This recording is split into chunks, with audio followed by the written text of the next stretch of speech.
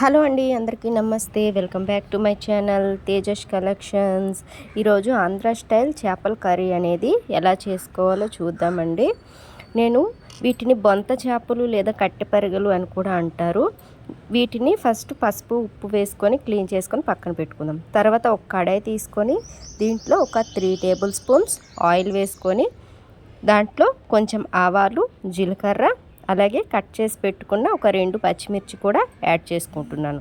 తర్వాత సన్నగా తరిగి పెట్టుకున్న ఒక 2 ఆనియన్స్ అనేవి దీంట్లో వేసుకొని కొంచెం గోల్డెన్ కలర్ వచ్చేంత వరకు ఫ్రై చేసి పెట్టుకోవాలి.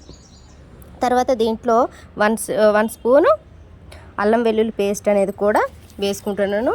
ఇది పచ్చివాసన పోయేంత వరకు బాగా ఫ్రై చేసి పెట్టేసుకోవాలి. తర్వాత నేను 2 టమాటోలను తీసుకొని సన్నగా కట్ చేసి పెట్టుకొని దీంట్లో యాడ్ చేసుకుంటున్నాను. ఈ టమాటోలు అనేవి చక్కగా మగ్గేంత వరకు కూడా ఉడికించుకోవాలి. దీంట్లో టేస్ట్కి సరిపడినంత సాల్ట్ అనేది వేసుకుందాం. అలాగే ఒక 1.5 స్పూన్ కారం కూడా యాడ్ చేసుకోవాలి.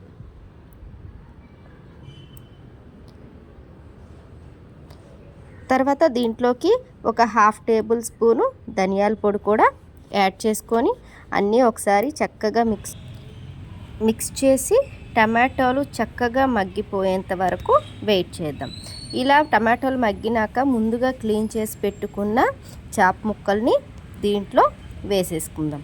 ఇలా వేసుకొని కొంచెం ఒకసారి మెల్లగా కలుపుకోవాలి.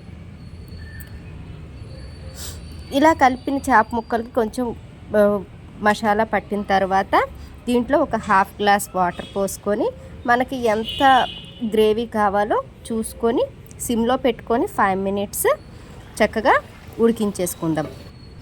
ఇప్పుడు చేప ముక్కలని చక్కగా ఉడికిపోయండి. అలాగే గ్రేవీ కూడా దగ్గర పడింది. ఇప్పుడు రెడీ అయిపోయిందండి కర్రీ అనేది. ఫైనల్గా కొత్తిమీర వేసుకొని సర్వ్ చేసుకుంటే ఎంతో టేస్టీగా ఉండే ఆంధ్ర స్టైల్ చేపల కర్రీ అనేది రెడీ అయిపోతుందండి.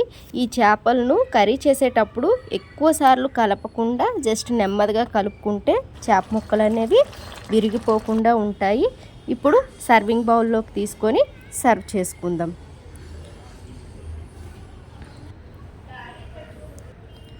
సో ఫ్రెండ్స్, ఈ కర్రీ కనుక మీకు నచ్చినట్లయితే లైక్ చేయండి, షేర్ చేయండి, సబ్స్క్రైబ్ చేయండి. Thank you for watching.